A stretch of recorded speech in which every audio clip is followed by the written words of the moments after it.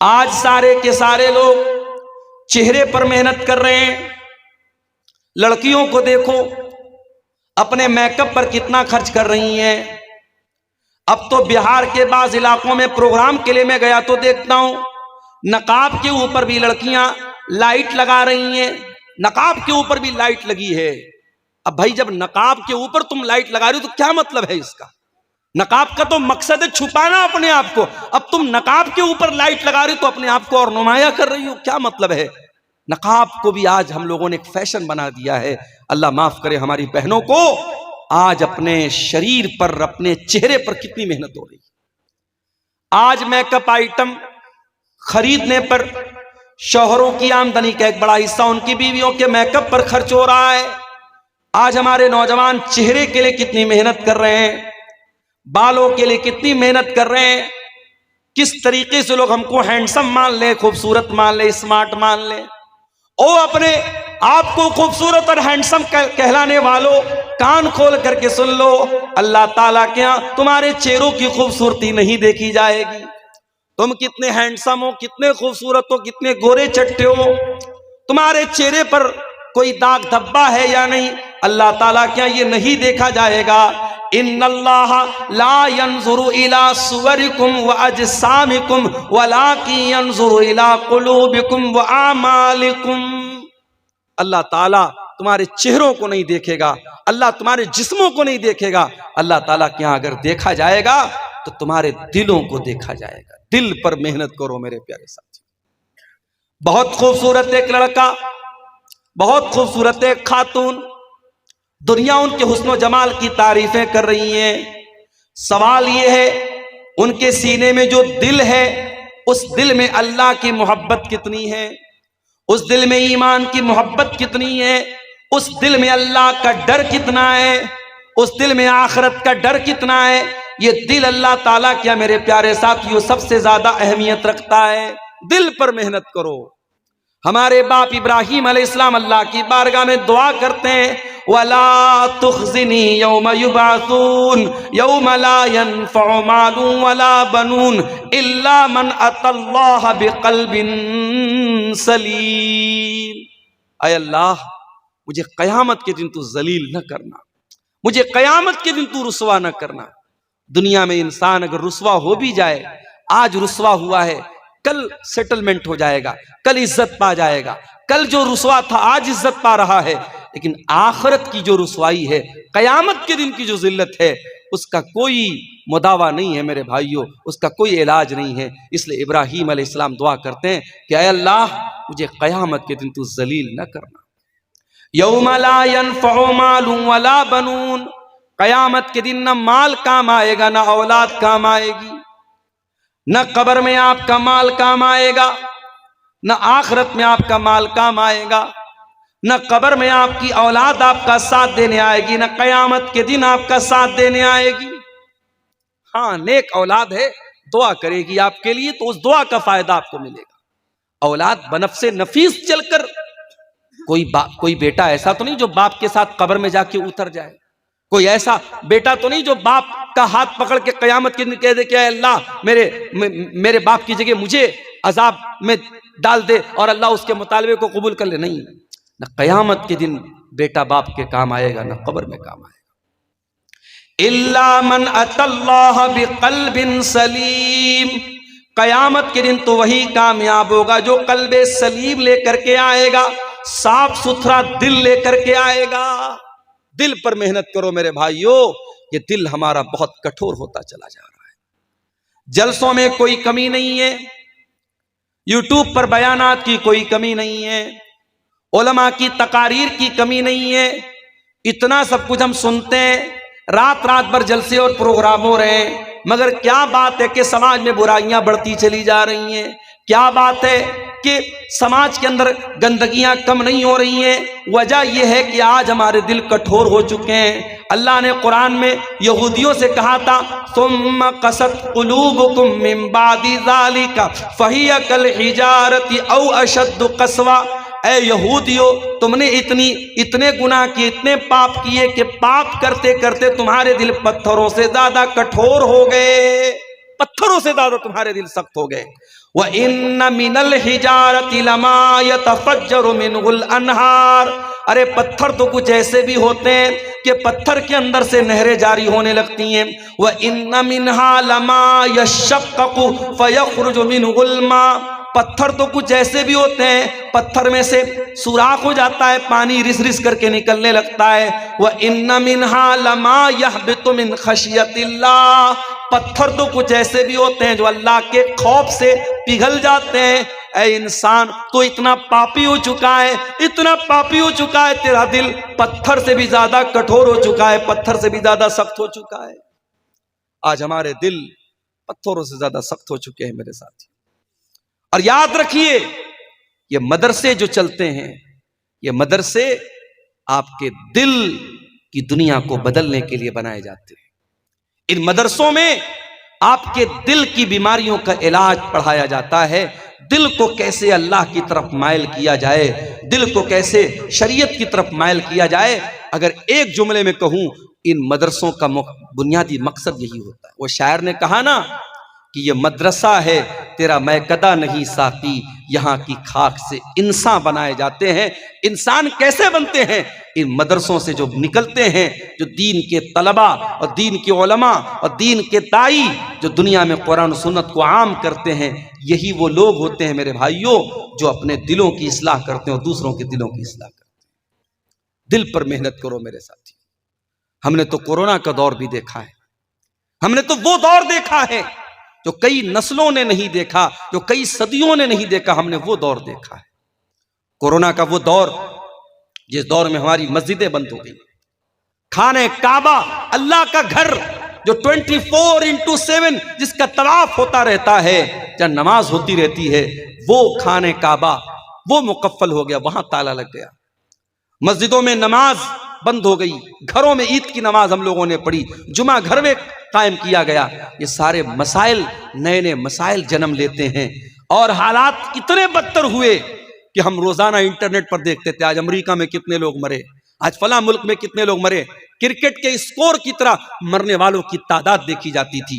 اور حالات یہاں تک ہم نے دیکھے, ہمارے یو پی میں بنارس کا میں رہنے والا ہوں, گنگا کے گھاٹ کے کنارے غیر مسلم بھائیوں کی لاشیں پڑی رہتی تھی, کوئی جلانے والا نہیں, کوئی ان کا انتم سنسکار کرنے والا نہیں.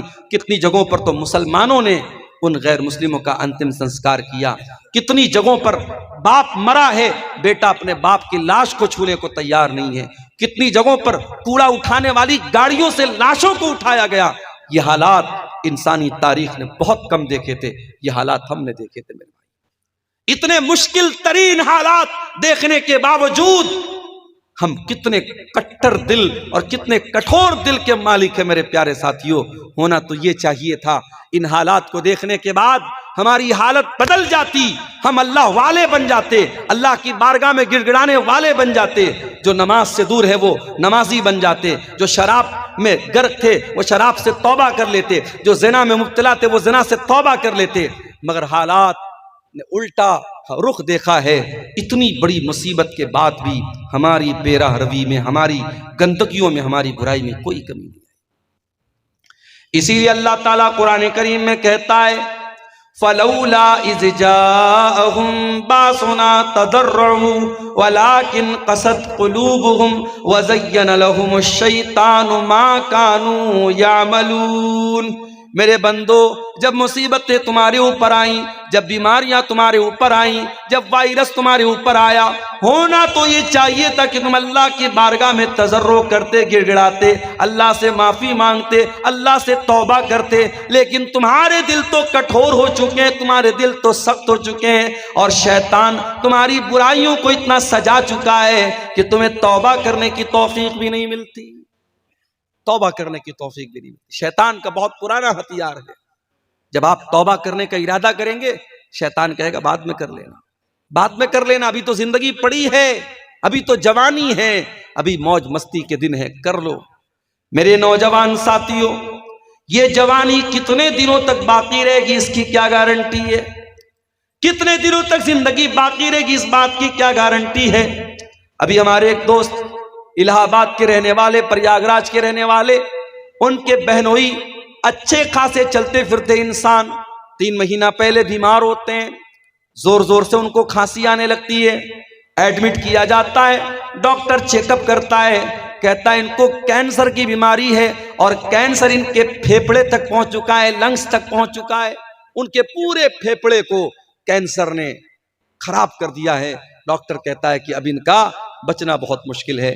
بیچارے اس وقت پریاگ راج کے جو حالات ہیں، الہ آباد کے، وہاں چونکہ مہا کمبھ چل رہا ہے اور آنے جانے کے کتنے مسئلے ہیں، بیچارے اپنے بہنوئی کو لے کر کے وہ بنارس پچھلے ہفتے آئے اور بنارس کے ایک ہاسپٹل میں ایڈمٹ کیا۔ میں گیا تھا وہاں دیکھنے، حالت دیکھ کر کے احساس ہوا میرے بھائیوں، کل تک جو انسان بالکل صحیح تھا، چل پھر رہا تھا، اور 1 مہینے کے اندر اندر آج حالت یہ ہے ان کی ہڈیوں میں جان باقی نہیں بچی ہے، کھڑے ہو رہے ہیں تو کھڑے نہیں ہو پا رہے، ٹک نہیں پا رہے ہیں۔ ڈاکٹر نے کہا کہ ان کی ہڈیوں کے اندر، ان کے ہڈیوں کے اندر جو گودا ہوتا ہے اس کے اندر بھی کینسر کے جراثیم جا چکے ہیں، اب ان کا بچنا بہت مشکل ہے، اب ان کو لے جائیے، ان کو دعا کی ضرورت ہے، ان کو دوا کی ضرورت نہیں ہے۔ یہ بیماری پوچھ کر کے تو نہیں آتی میرے ساتھیوں، کوئی ایکسیڈنٹ پوچھ کر کے تو نہیں آتا۔ ایک نوجوان جا رہا ہے جھارکھنڈ میں، پچھلے ہفتے ایک واقعہ، پچھلے مہینے ایک واقعہ ہوا، جلسے میں گیا، اور جب جلسے سے لوٹنے لگا تو مجھے معلوم ہوا کہ ایک نوجوان لڑکا، بالکل 20-22 سال کا ینگ لڑکا، حافظ قرآن، 2 چھوٹے چھوٹے بچوں کا باپ، جلسے میں جاتا ہے اور واپسی میں اس کی بائک جو ہے پیچھے سے ایک پک اپ والا ٹکر مارتا ہے اور آن دا اسپاٹ وہ لڑکا مر جاتا ہے۔ نوجوانوں، موت آپ سے پوچھ کر کے تو نہیں آئے گی، بیماری آپ کو پتہ بتا کر کے تو نہیں آئے گی، کس بات کا انتظار کر، کیوں توبہ کو کل پہ ٹال رہے ہو؟ اللہ کے پیارے نبی فرماتے ہیں اغتنم خمسن قبل خمسن، 5 چیزوں کی قدر کرو 5 چیزوں کے آنے سے پہلے۔ شبابک قبل حرمک، اپنی جوانی کی قدر کرو بڑھاپے کے آنے سے پہلے۔ وصحتک قبل سقمک، اپنی تندرستی کی قدر کرو بیمار ہونے سے پہلے۔ وغناک قبل فقرک، اپنی دولت کی قدر کرو غریب ہونے سے پہلے۔ وفراغک قبل شغلک، اپنے ٹائم کی قدر کرو اس کے پہلے کہ تم بزی ہو جاؤ، مصروف ہو جاؤ۔ وحیاتک قبل موتک، اور اپنی زندگی کی قدر کرو اپنی موت کے آنے سے پہلے۔ میرے بھائیوں، اس سے پہلے کہ موت کا فرشتہ آ جائے اور توبہ کرنے کی مہلت چھین لی جائے، آؤ توبہ کر لو، اللہ تیار ہے تمہاری توبہ قبول کرنے کے۔ ہم تو اردو میں محاورے میں بولتے ہیں صبح کا بھولا شام کو لوٹ جائے تو اسے بھولا نہیں کہتے، مگر اللہ کا قانون کیا ہے؟ اللہ کا قانون تو نرالا ہے۔ اگر آپ سچی توبہ کر لیں، کتنے بھی بڑے گنہگار ہیں، گناہوں میں ڈوبے ہوئے ہیں، اگر آج اور ابھی توبہ کر لیں، اللہ تعالیٰ نہ صرف یہ کہ آپ کی توبہ کو قبول کرنے کو تیار ہے، اللہ سارے پچھلے گناہوں کو معاف کرنے کو تیار ہے، بلکہ اللہ تو اتنا کریم ہے، اتنا کریم ہے، اتنا رحیم ہے، اللہ تو یہاں تک کہتا ہے اِلَّا مَن تَابَ وَآمَنَ وَعَمِلَ عَمَلًا صَالِحًا فَأُولَئِكَ يُبَدِّلُ اللَّهُ سَيِّئَاتِهِمْ حَسَنَاتٍ۔ اے میرے بندو، تم توبہ کر لو، ایمان لے آؤ، سیدھے راستے پر آ جاؤ۔ اے میرے بندو، میں تمہارے سارے گناہوں کو نیکی میں کنورٹ کر دوں گا، تمہارے سارے گناہوں کو نیکی میں بدل دوں گا۔ اللہ تعالیٰ تو اتنا کریم ہے میرے پیارے ساتھیوں، اس لیے توبہ کو کل پہ نہ ٹالو۔ اگر توبہ کرنے کے بعد موت آ گئی تو انشاءاللہ نجات ملے گی۔ اس صحابی رسول کو دیکھو جن کا نام اسیرم تھا، اور وہ غزوہ بدر والے دن ایمان لائے تھے، اسی دن ایمان لائے اور ایمان لاتے ہی غزوہ بدر میں شامل ہوئے اور اللہ کی راہ میں شہید ہو گئے۔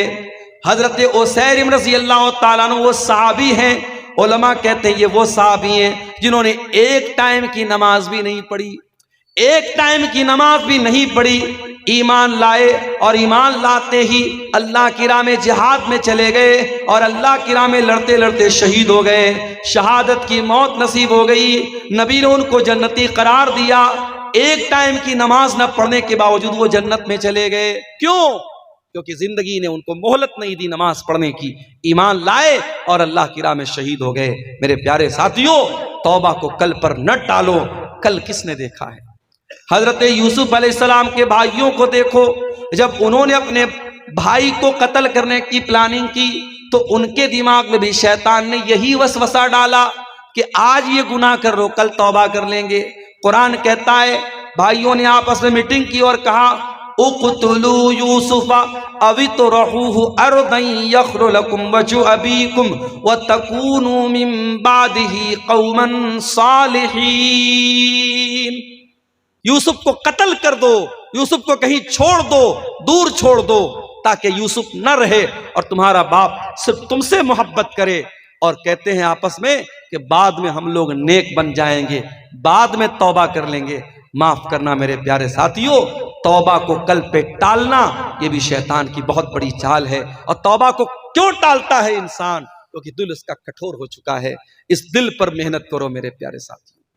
ہمارا دل تو اتنا کٹھور ہو چکا ہے، نوجوانوں کا موبائل لے کر چیک کیا جائے، ان کے یوٹیوب کی پلے لسٹ میں جا کے دیکھا جائے انہوں نے کتنی دیر اپنا ٹائم قرآن کو سننے میں گزارا، کتنا ٹائم انہوں نے علماء کے بیانات کو سننے میں گزارا، اور کتنا ٹائم انہوں نے فلمی ناچ گانوں میں گزارا، کتنا ٹائم انہوں نے کامیڈی دیکھنے میں گزارا، کتنا ٹائم انہوں نے فیس بک کی ریلز دیکھنے میں گزارا۔ آج فضول اور لایانی چیزیں دیکھنے میں ہمارا نوجوان اپنا کتنا ٹائم ویسٹ کر رہا ہے۔ میرے پیارے نوجوان ساتھیوں، اگر آپ کے دل کو میوزک سے سکون مل رہا ہے، گانے سے سکون مل رہا ہے، اگر آپ کو فیس بک کی بیہودہ ریل سے اور انسٹاگرام کے گندے ویڈیوز سے مزہ آ رہا ہے، اس کا مطلب یہ ہوا کہ آپ کا دل مردہ ہو چکا ہے، کیونکہ قرآن کہتا ہے الا بذکر اللہ تطمئن القلوب۔ او لوگو، اللہ تعالیٰ کے ذکر سے ایمان والوں کے دل کو سکون ملتا ہے۔ جس دل میں ایمان ہوگا اس دل کو اللہ تعالیٰ کے ذکر سے اور قرآن سے سکون ملے گا۔ آج بھی میں دعوے کے ساتھ آپ سے کہتا ہوں، عربی آپ کی زبان نہیں ہے، آپ بہار کے دربھنگا کے علاقے کے رہنے والے، آپ کی اپنی ایک مخصوص زبان ہے، عربی آپ کو نہیں آتی ہوگی، پھر بھی اگر آپ کسی اچھے قاری کی آواز میں اگر قرآن کریم کو آپ موبائل پر چلا کر کے اس کی تلاوت کو سنیں، ایئر فون کانوں میں لگا لیں، ہیڈ فون کانوں میں لگا لیں، دعوے کے ساتھ کرتا ہوں میرے بھائیوں کہ وہ قرآن آپ کے دل کے تاروں کو چھیڑے گا، وہ قرآن آپ کے دل پر اپیل کرے گا۔ یہ قرآن کی خاصیت ہے میرے پیارے ساتھیوں۔ آج ہم حرم میں دیکھتے ہیں جب شیخ عبد الرحمن السدیس قرآن پڑھتے ہیں، جب شیخ شریم جب وہ قرآن پڑھتے تھے، حرم میں افریقہ کا کالا بھی ہے، امریکہ کا گورا بھی ہے، بنگال کا بنگالی بھی ہے، انڈیا اور پاکستان کا اردو ہندی بولنے والا بھی ہے، مختلف علاقوں کے لوگ ہیں، زبانیں الگ ہیں، کلچر الگ ہیں، مگر جب قرآن پڑھا جاتا ہے، عذاب کی آیتیں آتی ہیں، شیخ سدیس بھی رونے لگتے ہیں، شیخ شریم بھی رونے لگتے ہیں، اور وہ عربی نہ جاننے والا بھی جب وہ قرآن سنتا ہے اپنی آنکھوں پر اس کو بھی اختیار نہیں ہوتا، وہ بھی رونے لگتا ہے۔ یہ قرآن وہ کتاب ہے میرے ساتھ، اسی لیے اللہ اس کتاب کے بارے میں کہتا ہے لو انزلنا ھذا القرآن علی جبل لرأیتہ خاشعا متصدعا من خشیۃ اللہ۔ اگر اس قرآن کو ہم نے کسی پہاڑ کے اوپر بھی اتارا ہوتا تو پہاڑ بھی اللہ کے خوف سے ریزہ ریزہ ہو جاتا۔ اے انسانوں، تمہارے دل تو بڑے کمزور، بڑے نازک ہیں، گوشت پوست کے بنے ہوئے معمولی سے دل ہیں، قرآن کسی پہاڑ پہ اترتا تو پہاڑ بھی چور چور ہو جاتا، تمہارے دل کی کیا حیثیت ہے؟ تو قرآن سے اپنا تعلق جوڑو میرے پیارے ساتھیوں، قرآن آپ کے دل کو موم بنائے گا، قرآن آپ کے دل کو نرم بنائے گا۔ میری پیاری ماں بہنوں، افسوس کی بات ہے آج آپ بھی قرآن سے بہت دور ہیں۔ آج بعض خواتین کا فون آتا ہے، مولانا صاحب ہم اپنے مخصوص ایام میں ناپاکی کی حالت میں، جن ایام میں نماز پڑھنا ہمارے لیے منع ہے، ان ایام میں ہم قرآن پڑھ سکتے ہیں یا نہیں؟ تو کان کھول کر کے سن لیں، جو صحیح مسئلہ جو علماء محققین نے بیان کیا ہے کہ قرآن کو ٹچ کرنا، حیض کی حالت میں عورت ڈائریکٹ قرآن کو ٹچ کرے یہ منع ہے، اس میں بھی اختلاف ہے، لیکن چلو جو زیادہ راجی اور مضبوط بات ہے وہ یہی ہے کہ عورت اگر پیریڈ میں ہے تو ڈائریکٹ قرآن کو ٹچ نہ کرے، مگر قرآن پڑھنے سے منع نہیں کیا گیا۔ اور آج موبائل پر آپ کو قرآن پڑھنے کی سہولت ہے۔ میری پیاری ماں اور بہنوں، آپ کے پاس کوئی بہانہ نہیں ہے، اینی ٹائم جہاں چاہیں آپ قرآن پڑھ سکتے ہیں۔ اس قرآن سے اپنا تعلق جوڑو۔ میرے بھائیوں آپ سے بھی کہتا ہوں، میری بہنوں آپ سے بھی کہتا ہوں، یہی وہ قرآن ہے۔ اماں عائشہ رضی اللہ تعالیٰ عنہ چاشت کی نماز پڑھ رہی ہیں اور اسی قرآن کی تلاوت کر رہی ہیں، اور قرآن پڑھتے پڑھتے جب اماں عائشہ سورہ طور کی اس آیت پر پہنچتی ہیں، فَمَنَّ اللَّهُ عَلَيْنَا وَوَقَانَا عَذَابَ السَّمُومِ، سورہ طور کی تلاوت کر رہی حضرت عائشہ، اور اس آیت پر جب پہنچتی ہیں کہ جنتی جب جنت میں جائیں گے تو کہیں گے اے اللہ تیرا احسان ہے ہم پر کہ تو نے ہم کو جہنم کی آگ سے بچا لیا۔ جب اماں عائشہ اس آیت پر پہنچی، ان کے بھتیجے قاسم بن محمد ان سے ملنے کے لیے آئے۔ بھتیجے نے دیکھا کہ میری پھوپھی جان قرآن پڑھ رہی ہیں، سورہ طور پڑھ رہی ہیں چاشت کی نماز میں، تو بھتیجے وہاں سے چلے گئے، اور بہت دیر کے بعد مارکیٹ میں سودا سلف لینے کے بعد بہت دیر کے بعد جب واپس آئے، کیا دیکھتے ہیں میری پھوپھی جان اسی آیت کو پڑھتی چلی جا رہی ہیں اور روتی چلی جا رہی ہیں، اپنے آنسوؤں کو دوپٹے سے پوچھتی چلی جا رہی ہیں، فَمَنَّ اللَّهُ عَلَيْنَا وَوَقَانَا عَذَابَ السَّمُومِ، اے اللہ تیرا احسان ہے ہم پر کہ تو نے ہم کو جہنم کی آگ سے بچا لیا۔ حضرت عائشہ اس آیت کو پڑھ کر کے بار بار رو رہی ہیں۔ میرے پیارے ساتھیوں، میری پیاری ماں اور بہنوں، وہ قرآن آج ہمارے پاس بھی ہے۔ اگر اپنے دل کی بھلائی چاہتے ہو، اپنے دل کو نرم کرنا چاہتے ہو، تو ذرا قرآن سے اپنا تعلق مضبوط کرو اور قرآن سے جڑو میرے پیارے ساتھیوں۔ دل کی سختی کو اگر دور کرنا ہے میرے پیارے بھائیوں، تو دنیا میں بہت ساری چیزیں جو جائز ہیں، جائز چیزوں کو بھی حد سے زیادہ ان سے تعلق نہ جوڑو۔ مثال کے طور پہ کھانا پینا پہننا ظاہر کی جائز ہے، مگر آپ ان جائز چیزوں میں بھی جب حد سے زیادہ مبتلا ہو جائیں گے تو دل کٹھور ہو جائے گا۔ جیسے بعض لوگ کیا ہوتے ہیں، ان کو ہمیشہ کھانے ہی کی بات رہتی ہے کہ آج یہ کھائیں گے کل وہ کھائیں گے، طرح طرح کے کھانے پینے، یعنی زندگی کا مقصد کیا ہے؟ چٹپٹی چیزیں کھانا، کھانا ہی کھانا ان کی زندگی کا مقصد ہے۔ بعض لوگوں کو آپ دیکھیے صبح کو الگ کپڑا پہن رہے ہیں، شام کو الگ کپڑا پہن رہے ہیں، یعنی کپڑے ہی ان کی زندگی کا مقصد ہے۔ بعض عورتوں کو دیکھیے، ان کی زندگی میں کپڑے، میری الماری میں اتنے کپڑے ہیں، میرے وارڈروب میں اتنے کپڑے ہیں، کپڑوں کو انہوں نے زندگی بنا کے رکھا ہے۔ یاد رکھو میرے پیارے ساتھیوں، اس دنیا سے اتنا ہی تعلق جوڑو جتنے کی ضرورت ہے، اصل تیاری آخرت کی کرو۔ دنیا میں اچھا کھاؤ اچھا پہنو منع نہیں ہے، مگر دنیا کو سب کچھ اگر سمجھ کر کے بیٹھ گئے تو قرآن کی وارننگ بھی سن لو، بل تؤثرون الحیات الدنیا والآخرۃ خیر وابقا۔ میرے بندو تم دنیا کی زندگی کو ترجیح دیتے ہو، دنیا کی زندگی کو پرائیورٹی دیتے ہو، سب کچھ سمجھتے ہو، جبکہ آخرت کی زندگی زیادہ بہتر اور زیادہ باقی رہنے والی ہے۔ یہ کون سی عقل مندی ہے کہ اس 40 سال کی 50 سال کی زندگی کے لیے اتنی محنت ہم کرتے ہیں اور اس پرماننٹ زندگی کے لیے ہم کوئی محنت نہیں کرتے۔ میں نے اپنی آنکھوں سے دیکھا ہے لوگوں کو جن کو اپنے سونے کی چوڑیوں پر بڑا ناز تھا، وہ عورتیں جب مر گئیں ان کی چوڑیاں کسی اور کے ہاتھوں میں چلی گئی۔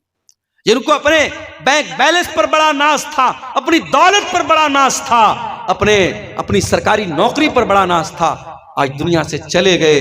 ان کے بچے کہیں چلے گئے، ان کی بیوی کہیں چلی گئی، ان کی پراپرٹی پر کوئی اور قابض ہو گیا۔ میرے پیارے ساتھیوں، یہ دنیا ہے، یہ دنیا ہے۔ وَمَا الْحَيَاةُ الدُّنْيَا إِلَّا مَتَاعُ الْغُرُورِ، یہ دھوکے کا سامان ہے، یہ دھوکے کا سامان ہے، بڑی بے وفا ہے یہ دنیا۔ اس دنیا نے آج تک کسی کے ساتھ وفا نہیں کی۔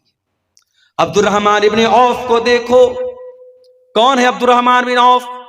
نبی کے بڑے جلیل القدر صحابی ہیں، نبی کے ان 10 صحابہ میں شامل ہیں جن کو اللہ کے نبی نے جنت کی خوشخبری سنائی ہے۔ رمضان کا مہینہ ہے، دسترخوان لگا ہوا ہے، عبد الرحمن بن عوف افطار کرنے کے لیے بیٹھے ہوئے ہیں۔ اچانک ان کو جنگ احد کا ایک منظر یاد آ جاتا ہے۔ جنگ احد میں اللہ کے نبی کے ایک صحابی جن کا نام مصعب بن عمیر تھا وہ شہید ہو جاتے ہیں۔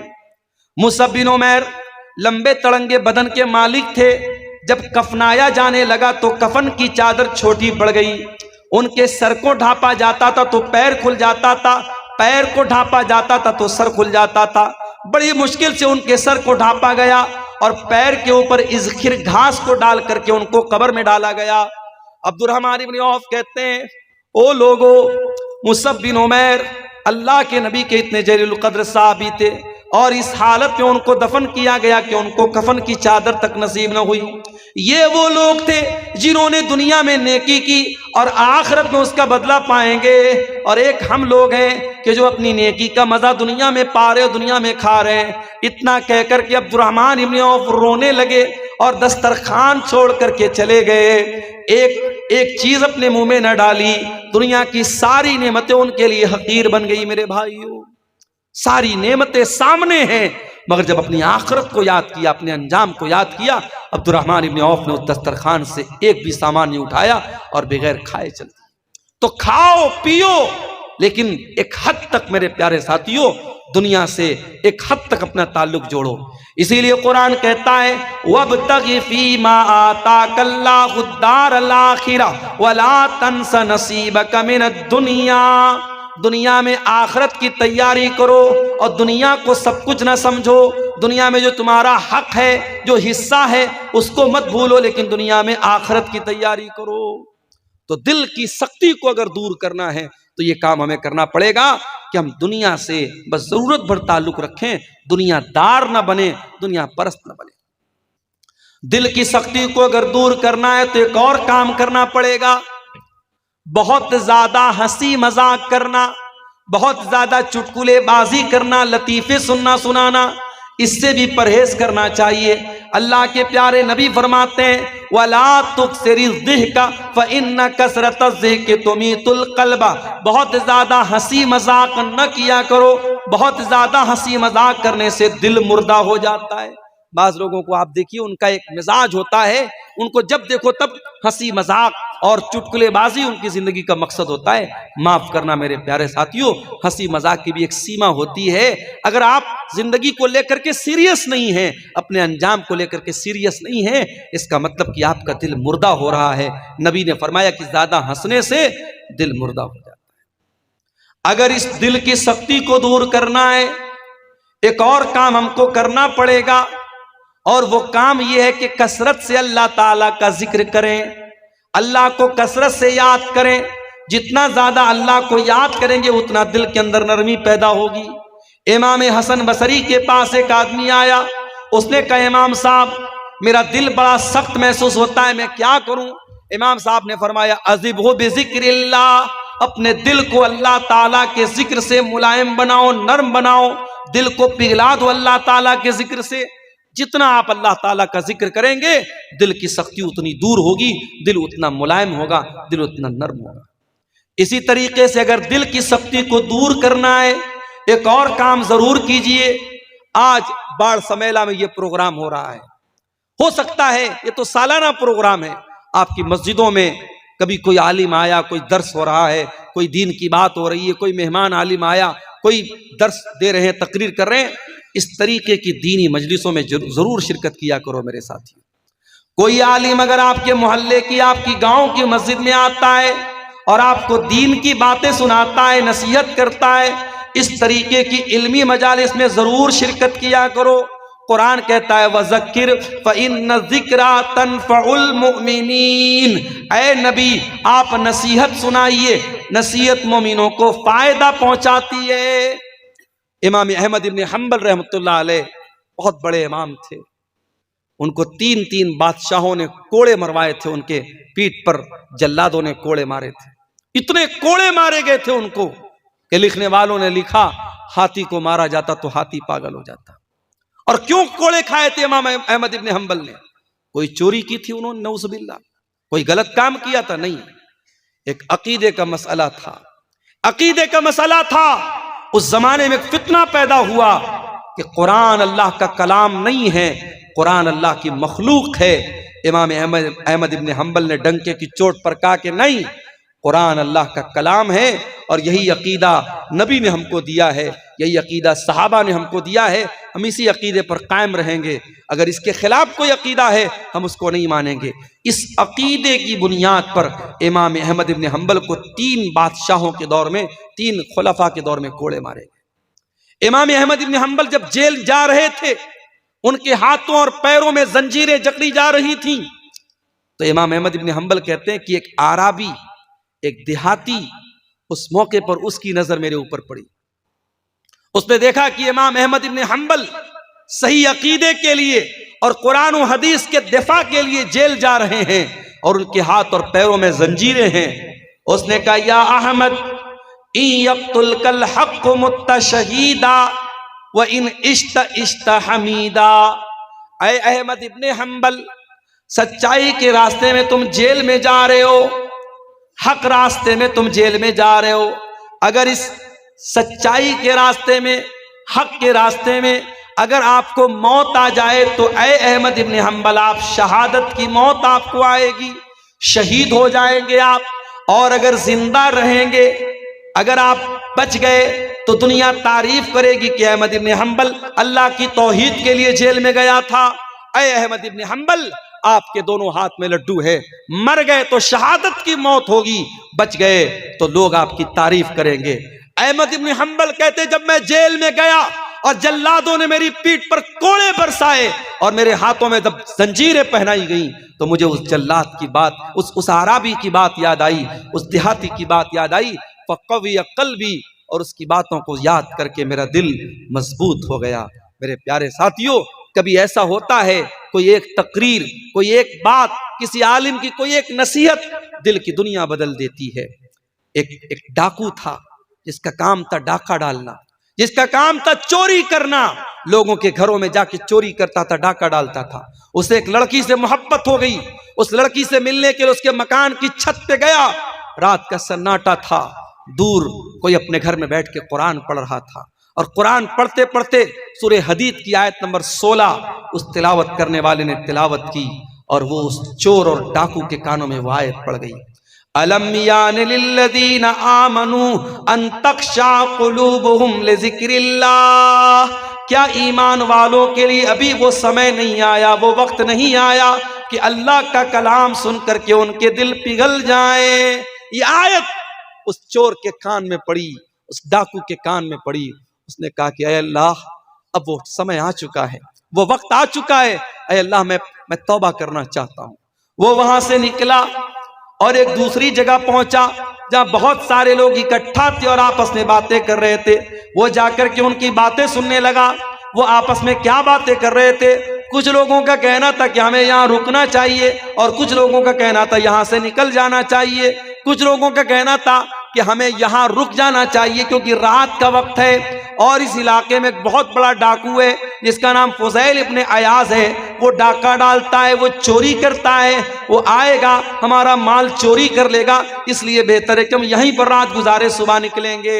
وہ چور، وہ ڈاکو جس کا نام فضیل ابن عیاض تھا، اس نے کہا کہ اے اللہ تیرے بندے مجھ سے ڈرتے ہیں، اے اللہ مجھ سے ڈرتے ہیں اور میری وجہ سے اپنا سفر کینسل کر رہے ہیں، میری وجہ سے یہاں وہ رات میں آرام کر رہے ہیں، اس ڈر سے نہیں جا رہے کہ ان کا مال نہ چوری ہو جائے۔ اے اللہ میں سچی توبہ کرتا ہوں، میں وعدہ کرتا ہوں کہ اب ساری زندگی تیرے گھر میں گزار دوں گا، خانہ کعبہ کے پاس گزار دوں گا۔ اے اللہ میں خانہ کعبہ سے اپنے آپ کو جوڑ دوں گا، اور دنیا اس انسان کو امام فضیل ابن عیاض کے نام سے یاد کرنے لگی، اور وہ انسان جا کر کے اللہ کے گھر کے ساتھ اس نے ایسا تعلق جوڑا کہ ان کو اللہ کے گھر کا مجاور کہا جانے لگا، اللہ کے گھر سے چپک جانے والا اور اس کے پڑوس میں رہنے والا ان کو کہا گیا۔ تو میرے ساتھیوں توبہ کرو، توبہ کرو، اور اس طریقے کی دینی مجلسوں سے فائدہ اٹھاؤ، یہاں جانے سے آپ کے دل کی سختی دور ہوگی۔ ایک دو چیزیں اور سن لیجئے، میں تقریباً 1:45 بج رہے ہیں اور ابھی مجھ کو فوراً نکلنا بھی ہے، لمبا سفر ہے، 450 سوا 400 کلومیٹر، صبح 8:30 بجے پہنچنا بھی ہے۔ ایک دو باتیں اور سن لیجئے، بات ہم ختم کریں گے، ہمارے ڈرائیور صاحب کی گاڑی کو ریڈی کر چکے ہیں۔ دل کی سختی کو اگر دور کرنا ہے میرے بھائیوں، ایک کام ہمیں اور کرنا پڑے گا۔ نبی اکرم نے وہ طریقہ بتایا، ایک صحابی اللہ کے نبی کے پاس آئے، کہا اے اللہ کے نبی میرا دل بڑا کٹھور ہو گیا ہے، بڑا سخت ہو گیا ہے، اس دل کی سختی کو دور کرنے کے لیے میں کیا کروں؟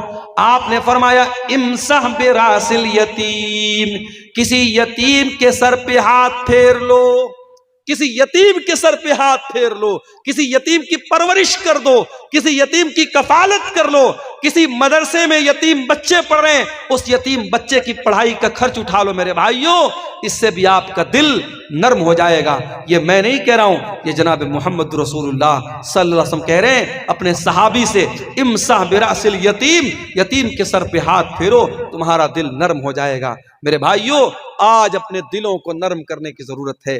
آج گناہ کر کر کے، اللہ کی نافرمانی کر کر کے ہم نے اپنے دلوں کو ایسا بنا لیا ہے کہ قرآن کہتا ہے کَلَّا بَلْ رَانَ عَلَىٰ قُلُوبِهِمْ مَا كَانُوا يَكْسِبُونَ، اے میرے بندو، گناہوں کی پرت تمہارے دل کے اوپر چڑھ چکی ہے، تمہارے دلوں پر پردہ چھا گیا ہے، لیئر چڑھ گئی ہے گناہوں کی وجہ سے، تمہارے کرتوتوں کی وجہ سے۔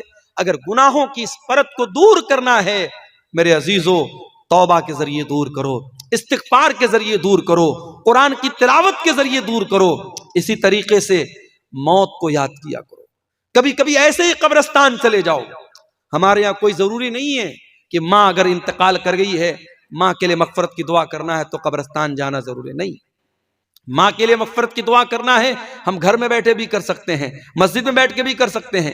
قبرستان مغفرت کی دعا کرنے کے لیے جانا ضروری نہیں ہے، قبرستان جاؤ موت کو یاد کرنے کے لیے۔ کبھی سوچو، کبھی تصور کرو کہ وہاں ہم کو بھی جانا ہے، ایک دن آئے گا، دنیا میں ہماری بڑی شہرت ہے، بڑا نام ہے، چار لوگ اپنے کاندھے پر سوار کر کے قبرستان میں لے کے جائیں گے اور مٹی کے حوالے کر دیں گے۔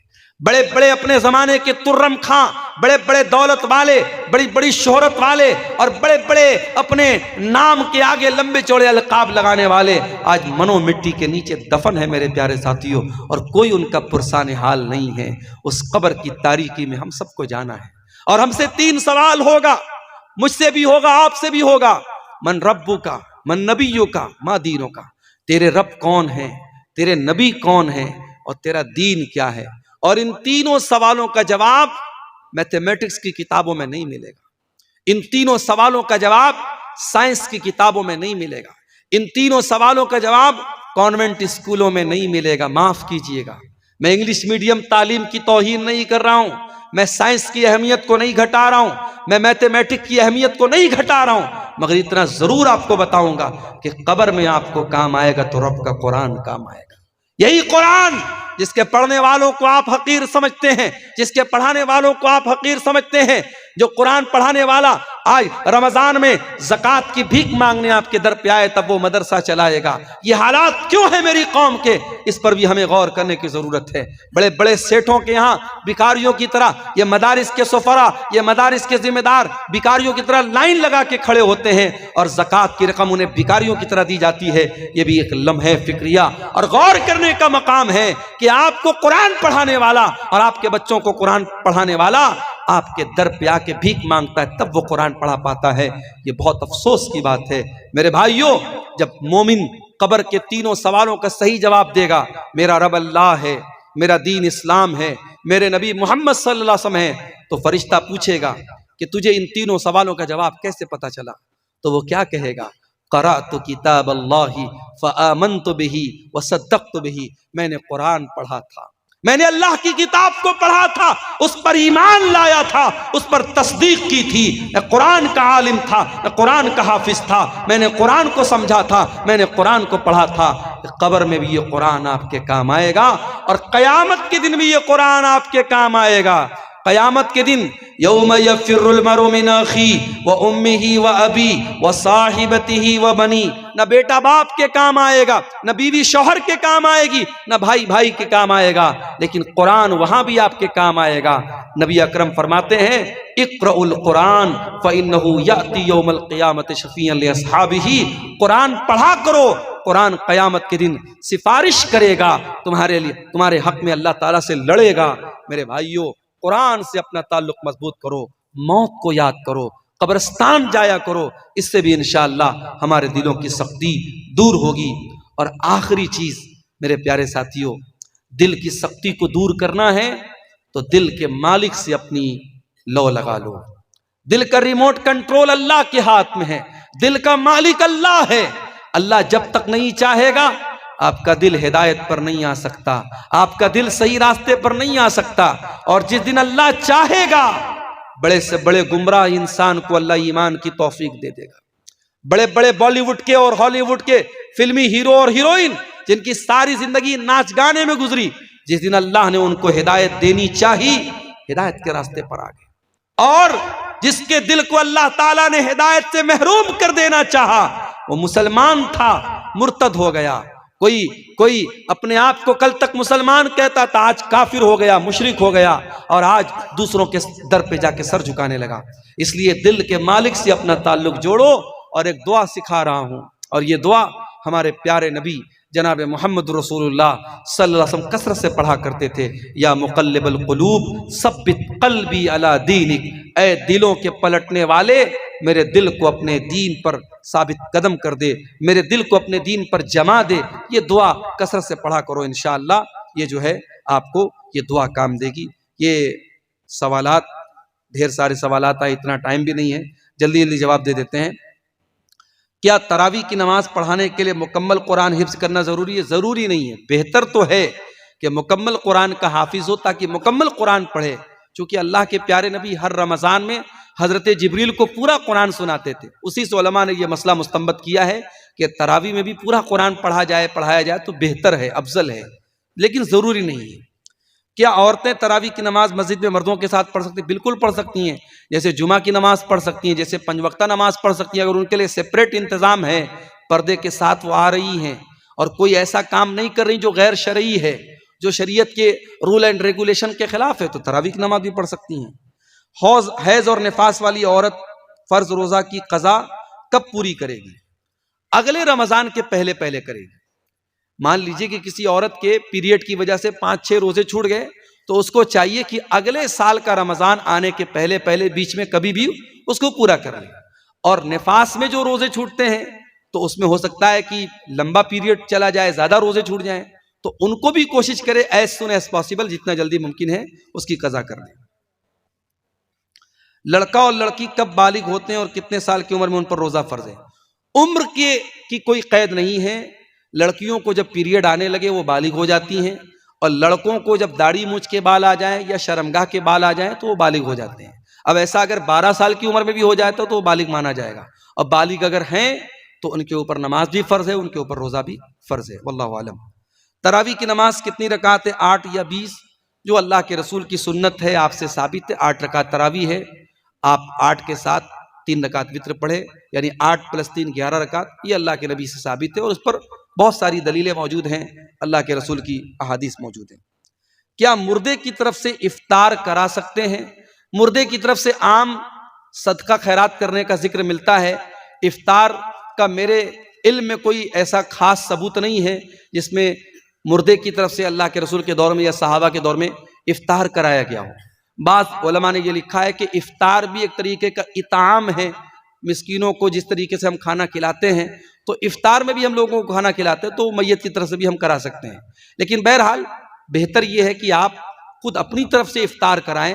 اگر آپ اپنی طرف سے افطار کرا رہے ہیں روزے داروں کو، اور آپ یہ چاہتے ہیں کہ آپ کے باپ کو فائدہ ملے، آپ کے باپ جن کا انتقال ہو چکا ہے، تو یہ بات یاد رکھیے کہ اولاد کے ہر نیک عمل کا ثواب آٹومیٹک باپ کو ملتا ہے۔ تو چونکہ خاص اس عمل کا روزے دار کو افطار کرانے کا مردے کی طرف سے کوئی ثبوت میرے علم میں نہیں ہے، اور علماء موجود ہیں، اگر کوئی دلیل ہو تو سامنے لائی جا سکتی ہے۔ میرے علم میں ایسی کوئی دلیل نہیں ہے، اس لیے اس سے پرہیز کرنا چاہیے۔ افطار مردے کی طرف سے نہیں کرانا چاہیے۔ ہاں، آپ غریبوں کو کھانا کھلا سکتے ہیں، صدقہ خیرات کر سکتے ہیں، اس کا ثبوت بہرحال ملتا ہے۔ عید کی نماز کے لیے کیا عورتیں امامت کر سکتی ہیں؟ عید کی نماز کے لیے اللہ کے رسول کے دور میں جو طریقہ تھا کہ آپ صلی اللہ علیہ وسلم پڑھاتے تھے عید کی نماز، اور پیچھے مرد بھی پڑھتے تھے، عورتیں بھی پڑھتی تھی۔ صحابہ کے دور میں بھی ایسا ہی ہوتا تھا، اس لیے عورتوں کی الگ سے امامت عورت کرائے یہ مناسب نہیں ہے۔ آپ انتظام کریں اور مردوں ہی کی جماعت میں جو ہے عورتوں کا انتظام ہو اور مرد امامت کرائے، تو یہی زیادہ بہتر اور صحیح طریقہ ہے۔ صدقہ فطر کب دینا صحیح ہے اور اس کی شکل کیا ہے؟ صدقہ فطر جو ہے وہ آپ کو عید کی نماز کے پہلے دینا ہے۔ آپ 1-2 دن پہلے بھی دے دیں، کوئی حرج کی بات نہیں ہے، لیکن عید کی نماز کے پہلے دے دینا ہے۔ بہتر یہ ہے کہ آپ 1 دن پہلے دے دیں، ایک دن پہلے دے دو، 2 دن پہلے دے دیں. اور اس کی شکل یہ ہے کہ آپ کا جو اناج ہے، جیسے مثال کے طور پہ ہم لوگ چاول کھاتے ہیں اور گیہوں کا آٹا کھاتے ہیں، تو آپ گیہوں بھی دے سکتے ہیں، چاول بھی دے سکتے ہیں، گیہوں کا آٹا بھی دے سکتے ہیں. اور ہر فیملی کے ایک ممبر کی طرف سے 2.5 کلو، ایک سا جو تقریباً 2.5 کلو بنتا ہے، تو 2.5 کلو کے حساب سے آپ جوڑ لیں اور اتنا اناج دے دیں. اب ایک سوال یہ کہ کیا ہم قیمت دے سکتے ہیں؟ تو بعض علماء نے کہا کہ قیمت نہیں دے سکتے. اناج کا ذکر حدیث میں ملتا، ہمیں اناج ہی دینا چاہیے. قیمت دیں گے تو قیمت ادا نہیں ہوگی. لیکن جو صحیح بات اور معقول بات لگتی ہے، مضبوط بات جو معلوم ہوتی ہے، وہ یہ کہ اناج کا دینا افضل ہے. لیکن اگر کہیں کسی علاقے میں اناج دینے میں اس فقیر کی، اس غریب کا نقصان ہو رہا ہے، یا اس کی مصلحت اناج نہ دینے میں ہے، تو اس کو کیش بھی دیا جا سکتا ہے. کیونکہ اللہ کے رسول کے دور میں اناج بھی ایک طریقے کی کرنسی تھی. لوگ سامان خریدتے بیچتے تھے، اناج دے کر خریدتے بیچتے تھے، کپڑا لیتے تھے، اناج دے کے لیتے تھے. آج ہم بہت سارے علاقوں میں دیکھتے ہیں کہ غریب کو اناج دیا جاتا ہے اور وہ اناج جا کر کے دکاندار کو اونے پونے بیچتا ہے اور پھر اس سے پیسہ حاصل کرتا ہے. تو اسی لیے بہت سارے علماء کا کہنا ہے کہ جب وہ نقصان خود کر رہا ہے تو اس سے بہتر ہے کہ ہم اس کو کیش رقم دے دیں. لیکن بہرحال تمام دلائل کو سامنے رکھ کر کے جو بات زیادہ مضبوط نظر آتی ہے وہ یہ کہ اناج ہی دیا جائے. اناج دینے میں کوئی جب مسئلہ ہو، کوئی مشکل ہو، تب پیسہ دیا جائے. بعض لوگوں نے پیسے ہی کو آسان سمجھ کے اس کو رواج بنا لیا، وہ بھی ٹھیک نہیں. جو ایک سنت سے جو چیز ثابت ہے، اناج دیا جائے تو اناج کا ہی اہتمام کرنا چاہیے. واللہ عالم بالصواب. یہ چند سوالات تھے جن کا جواب جلدی جلدی میں ہم نے آپ کے سامنے دیا. ہمارے بزرگ عالم دین مولانا عرفان مدنی صاحب موجود ہیں، اگر ہم سے کہیں ان جوابات میں خطا ہوئی ہوگی تو وہ اس کی تصحیح کریں گے. میں وقت ختم ہو رہا ہے. اللہ تعالی ہم سب کو اپنی اصلاح کی توفیق عطا فرمائے. اللہ ہم سب کو سچی توبہ کی توفیق عطا فرمائے. رب العالمین ہمیں اپنے دلوں کو ہی اجمل آسی پہ کر دینا کرم، تیری رحمت کے بنا کوئی نہ بخشا جائے گا. مت کرو ناراض رب کو، زلزلہ آ جائے گا. صدر محترم، علماء کرام، محترم بزرگوں، نوجوان ساتھیوں، ماؤں اور بہنوں، پیارے بچوں، اپنے انتہائی عزیز دوست بھی کہہ سکتے ہیں اور ہم سے عمر میں بڑے ہیں تو ہمارے بزرگ بھی ہیں، شیخ عنایت اللہ جوہر اصلاحی حفظہ اللہ کی دعوت پر آج ان کے اس گاؤں میں ان کے ادارے کے سالانہ پروگرام میں شامل ہونے کا موقع نصیب ہو رہا ہے. پچھلے سال بھی شیخ نے دعوت دی تھی، مگر کچھ ناگزیر اسباب کی بنا پر پچھلے سال میں شامل نہیں ہو پایا. اور اس سال بھی بہت مشکلات تھیں، اور ابھی مدرسے سے حاضری دینے کے بعد 2:30 بجے کے قریب مدرسے سے نکلنے کے بعد مسلسل تقریباً 450 کلومیٹر کا سفر طے کر کے 9.5 گھنٹے میں آپ کے بیچ میں پہنچا ہوں. ڈائریکٹ کھانا کھا کر کے اسٹیج پر آیا ہوں اور ابھی فوراً تقریر کر کے نکلنا بھی ہے، کیونکہ صبح 8:30 بجے سے پھر دوبارہ کلاس جوائن کرنا ہے. اتنی مشکل ترتیب تھی سفر کی. اگر شیخ عنایت اللہ جوہر کا معاملہ نہ ہوتا، اور شیخ نے جیسا کہ بتایا کہ کچھ لوگ پروگرام کے تعلق سے غلط افواہیں بھی اڑانے لگتے ہیں، کچھ حاسدین بھی ہوتے ہیں، کچھ مخالفین بھی ہوتے ہیں، اور کبھی ایسا بھی ہو سکتا ہے کسی مقرر کے نہ آنے کی کوئی وجہ ہو، کوئی مجبوری ہو، مگر یہ کہنا کہ صاحب انہوں نے جھوٹ نام دے دیا جھوٹ موٹ میں اور بات نہیں کی، کسی کو بدنام کرنے کے لیے اس طریقے کی بات کرنا، یہ بڑی غلط بات ہے. لیکن افسوس کی بات ہے کہ اکثر مقامات پر اس طریقے کے معاملات آتے ہیں. اللہ ہم سب کے ساتھ رحم و کرم کا معاملہ فرمائے. بڑی خوشی کی بات ہے، مجھ سے پہلے آپ نے اس علاقے کے ایک بزرگ عالم دین شیخ عرفان مدنی صاحب کا بہت ہی مختصر خطاب سماعت کیا، اور اس کے پہلے جب میں آیا تو ہمارے عزیز دوست شیخ جمیل اختر شفیق تیمی صاحب، جن کو عام طور سے ہم ان کی شاعری اور ان کی نظامت کے حوالے سے جانتے ہیں، مگر اپنے مخصوص انداز میں شیخ کا خطاب چل رہا تھا اور بڑی اسپیڈ کے ساتھ، بڑی روانی کے ساتھ موجودہ ماحول کی برائیوں پر شیخ کا خطاب چل رہا تھا۔ اللہ تعالی ہم سب کو اپنی اصلاح کرنے کی توفیق عطا فرمائے۔ میرے بھائیوں، میں نے آپ کے سامنے قرآن کریم کے 17ویں پارے کی پہلی آیت پڑھی ہے۔ اس آیت میں اللہ تعالیٰ نے ہماری ایک بہت بڑی بیماری کی طرف اشارہ کیا ہے۔ وہ بیماری آج ہم سب کو گھیرے ہوئے ہے۔ وہ کون سی بیماری؟ آئیے پہلے اس آیت کریمہ کا ترجمہ دیکھتے ہیں۔ قرآن کا 17واں پارہ، سورہ انبیاء، پہلی آیت۔ اقترب للناس حسابهم وهم فی غفلۃ معرضون۔ لوگوں کے حساب کا ٹائم قریب آ گیا، لوگوں کے امتحان کا ٹائم قریب آ گیا۔ اب یہاں حساب سے کیا مراد ہے؟ بعض علماء نے اس آیت کی تفسیر میں لکھا کہ حساب سے مراد قیامت ہے۔ قیامت قریب آ گئی۔ گویا کہ اللہ کے پیارے نبی صلی اللہ علیہ وسلم کے دنیا میں آنے کے بعد اب قیامت بہت قریب ہے۔ اب دنیا کی عمر کا زیادہ تر حصہ گزر چکا ہے، اب دنیا کی عمر بہت تھوڑی سی بچی ہے۔ اسی لیے اللہ کے نبی نے اپنی بعثت کو بھی قیامت کی ایک نشانی قرار دیا ہے۔ آپ نے فرمایا بُعِثْتُ أَنَا وَالسَّاعَةُ كَهَاتَيْنِ، آپ نے 2 انگلیوں سے اشارہ کر کے فرمایا کہ میں اور قیامت اس طریقے سے بھیجے گئے جیسے یہ دونوں انگلیاں ہیں۔ تو یہاں اللہ تعالیٰ حساب سے مراد قیامت کو لے رہا ہے کہ قیامت قریب آ گئی۔ اقترب للناس حسابهم، لوگوں کے حساب کا ٹائم قریب آ چکا ہے، قیامت قریب آ چکی ہے۔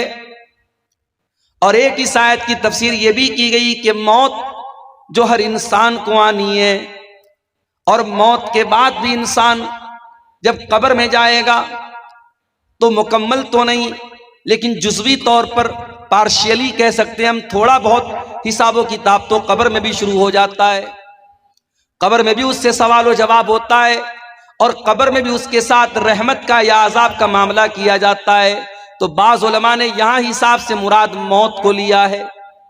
چاہے ہم موت کو لے لیں وہ بھی بہت قریب ہے، چاہے ہم قیامت کو لے لیں وہ بھی بہت قریب ہے۔ اقترب للناس حسابهم، لوگوں کے حساب کا ٹائم قریب آ چکا ہے۔ وَهُمْ فِي غَفْلَةٍ مُعْرِضُونَ، لیکن لوگ پھر بھی غفلت میں پڑے ہوئے ہیں۔ یہ بہت افسوس کی بات ہے۔ ایک انسان کو معلوم ہے کہ میرا حساب قریب ہے، میرا امتحان قریب ہے، اور امتحان بھی ایسا امتحان کہ اس پر میری دنیا اور آخرت کی کامیابی ڈیپینڈ ہے، اور پھر بھی اس کی تیاری نہیں کرتا، انسان غافل ہے۔ یہ بہت افسوس کی بات، اللہ نے اس پر افسوس ظاہر کیا۔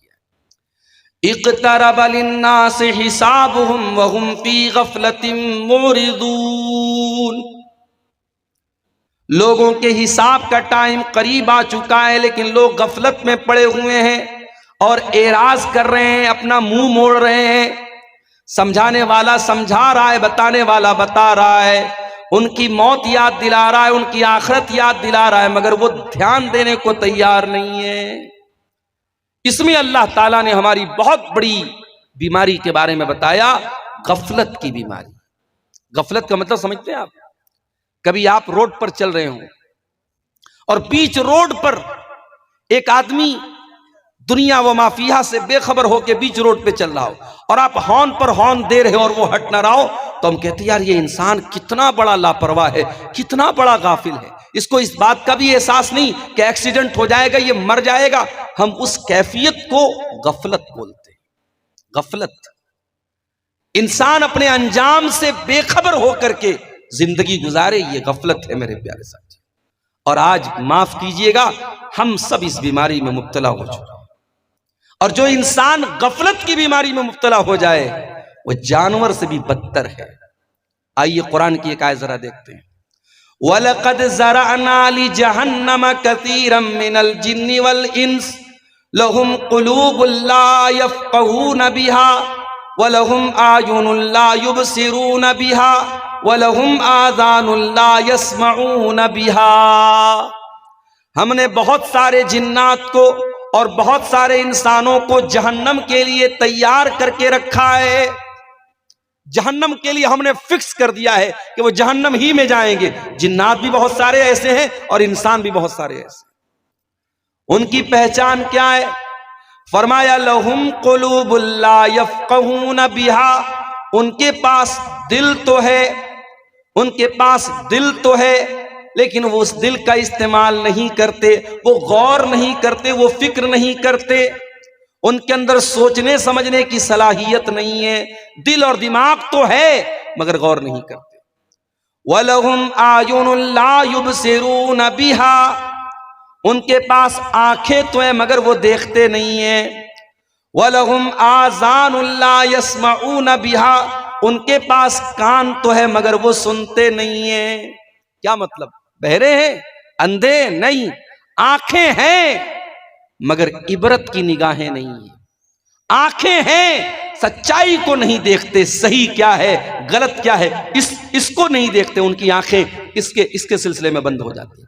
کان ہیں، سنتے ہیں، مگر حق بات بیان کی جائے ایک کان سے سن کر کے دوسرے کان سے اڑا دیتے ہیں۔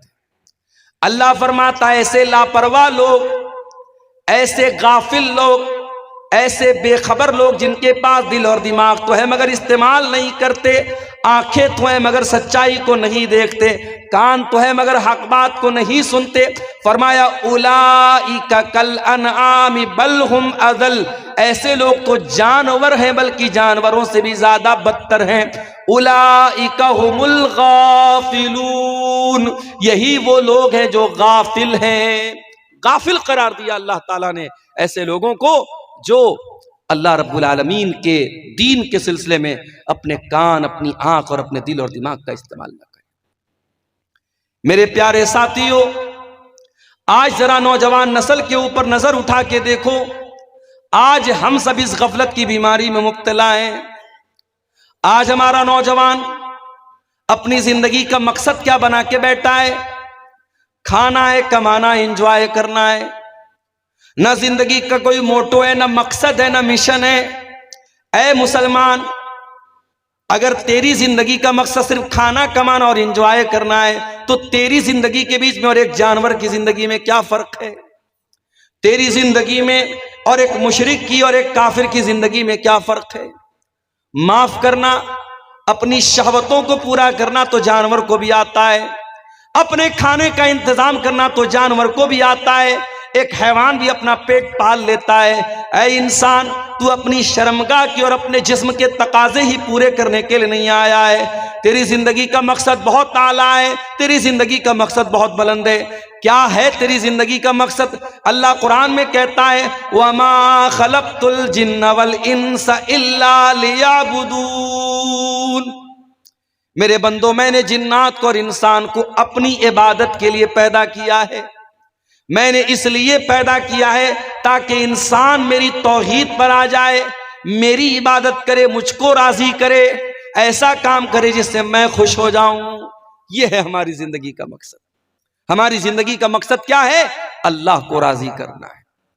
یہی وجہ ہے قرآن کہتا ہے قُلْ إِنَّ صَلَاتِي وَنُسُكِي وَمَحْيَايَ وَمَمَاتِي لِلَّهِ رَبِّ الْعَالَمِينَ، اے نبی آپ فرما دیجئے میری نماز اللہ تعالیٰ کے لیے، میری قربانی اللہ تعالیٰ کے لیے، میرا جینا اللہ تعالیٰ کے لیے، میرا مرنا اللہ تعالیٰ کے لیے، میری زندگی کا مقصد تیرے دین کی سرفرازی، میں اسی لیے مسلمان، میں اسی لیے نمازی، یہ ہماری زندگی کا مقصد ہے۔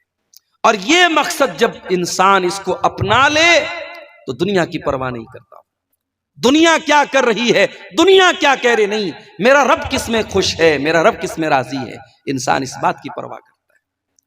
اسی لیے اللہ کے پیارے نبی فرماتے ہیں من التمس رضا اللہ بسخط الناس کفاہ اللہ مؤونۃ الناس، جو اللہ کو راضی کرنے کے لیے لوگوں کو ناراض کر دے، لوگ ناراض ہوتے ہیں پرواہ نہ کرے، اللہ کو راضی کرے، تو ایسے انسان کے لیے اللہ تعالیٰ کافی ہو جائے گا۔ اللہ اسے لوگوں کا محتاج نہیں بنائے گا، لوگوں کے در کا بھکاری نہیں بنائے گا۔ وَمَنِ الْتَمَسَ رِضَى النَّاسِ بِسَخَطِ اللَّهِ، اور جو لوگوں کو راضی کر کے اللہ کو ناراض کرے گا، جو اللہ کو ناراض کر کے لوگوں کو خوش کرنے کی کوشش کرے گا، وَكَلَهُ اللَّهُ إِلَى النَّاسِ، اللہ تعالیٰ اسے لوگوں کے حوالے کر دے گا۔ لوگ آپ سے کبھی خوش نہیں ہو سکتے، نہیں، جتنے بھی آپ نیک بن جائیں، لوگ آپ سے کب خوش ہوں گے؟ جب آپ مریں گے اور لوگ آپ کی قبر پہ مٹی دینے آئیں گے، تب کہیں گے یار یہ آدمی اچھا تھا۔ لوگوں کو خوش کرنے کے چکر میں نہ پڑو میرے پیارے ساتھیوں، اپنی زندگی کے مقصد کو پہچانو۔ یہ زندگی بہت بہت قیمتی ہے میرے بھائی۔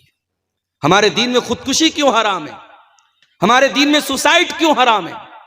ابھی اتر پردیش کے ڈومریا گنج کے ایک مدرسے کے طالب علم کی خبر آئی، اس نے خودکشی کر لی۔ یتیم بچہ تھا، کچھ اس کو اسکول میں ٹارچر کیا گیا، اس کو کچھ ٹیچروں نے یا کچھ انتظامیہ کی طرف سے کچھ ٹارچر کیا گیا فیس وغیرہ کو لے کے، غریب بچہ تھا، یتیم بچہ تھا، وہ بیچارہ خودکشی کر لیتا ہے۔ آج مسلمان جب خودکشی کرتا ہے کلیجہ پھٹ جاتا ہے میرے ساتھیوں۔ ہمارے دین میں بہت بڑا کرائم ہے، بہت بڑا گناہ ہے۔ آپ خودکشی نہیں کر سکتے، آپ سوسائڈ نہیں کر سکتے۔ یہ زندگی ہماری نہیں ہے، یہ اللہ کی امانت ہے میرے پیارے ساتھی۔ اسی لیے اسلام کہتا ہے وَلَا تَقْتُلُوا أَنفُسَكُمْ إِنَّ اللَّهَ كَانَ بِكُمْ رَحِيمًا، اپنے آپ کو قتل نہ کرو، کوئی ایسا کام نہ کرو جس سے تمہاری جان خطرے میں پڑ جائے۔ وَلَا تُلْقُوا بِأَيْدِيكُمْ إِلَى التَّهْلُكَةِ، اپنے آپ کو ہلاکت میں نہ ڈالو۔ اسی لیے سگریٹ پینا، گٹکھا کھانا، کسی بھی طریقے کا نشہ کرنا اسلام میں حرام ہے۔ اس لیے بھی حرام ہے کیونکہ اس کے اندر نشہ ہے، اور اس لیے بھی حرام ہے کیونکہ وہ آپ کے شریر کو نشٹ کر رہا ہے، برباد کر رہا ہے۔ ہر وہ چیز جو آپ کے شریر کو نشٹ کرے، آپ کی صحت کے ساتھ کھلواڑ کرے، پوچھنے کی ضرورت نہیں ہے، وہ حرام ہے اسلام کے اندر۔ جو چیز آپ کے جسم کے لیے مضر ہے وہ اسلام کے اندر حرام ہے۔ یہ زندگی اللہ کی امانت ہے میرے پیارے ساتھی۔ اللہ امتحان کے طور پہ دنیا میں اللہ نے ہم کو بھیجا ہے۔ قرآن کا 29واں پارہ اٹھائیے، اللہ فرماتا ہے الذی خلق الموت والحیات لیبلوکم ایکم احسن عملا، اللہ نے موت کو پیدا کیا، اللہ نے زندگی کو پیدا کیا۔ کیوں پیدا کیا؟ تاکہ وہ تمہارا امتحان لے، لیبلوکم، وہ تمہارا امتحان لینا چاہتا ہے، ایکم احسن عملا، کہ تم میں کون اچھا عمل کرتا ہے، کون زیادہ عمل کرتا ہے، نہیں کہا کون اچھا عمل کرتا ہے۔ اللہ تعالیٰ کے ہاں کوانٹیٹی نہیں، اللہ تعالیٰ کے ہاں کوالٹی دیکھی جائے گی۔ آپ کا عمل کتنا ہے یہ اللہ تعالیٰ کا میٹر نہیں کرتا، آپ کا عمل کیسا ہے یہ میٹر کرتا اللہ تعالیٰ۔ ابھی 15 شعبان کی رات گزری، اسی شعبان کے مہینے میں، اب تو رمضان دستک دے رہا ہے، 15 شعبان کی رات کو شب برات منائی جاتی ہے۔ کتنے مسلمان 15 شعبان کی رات رات بھر عبادت کرتے ہیں، قبرستان جا کے دعائیں کرتے ہیں، قرآن پڑھتے ہیں، اور اس اگلے دن روزہ رکھتے ہیں، بہت ساری عبادتیں کرتے ہیں۔ عبادت تو ہو رہی ہے، کوانٹیٹی تو بہت ہے، کوالٹی نہیں ہے۔ جو عبادت نبی نے نہیں کی، جو عبادت صحابہ نے نہیں کی میرے پیارے ساتھیوں، وہ عبادت بدعت کی کیٹیگری میں آتی ہے، اور نبی نے فرمایا وَكُلُّ بِدْعَةٍ ضَلَالَةٍ، ہر بدعت گمراہی۔ تو زندگی کے مقصد کو پہچانو میرے بھائی۔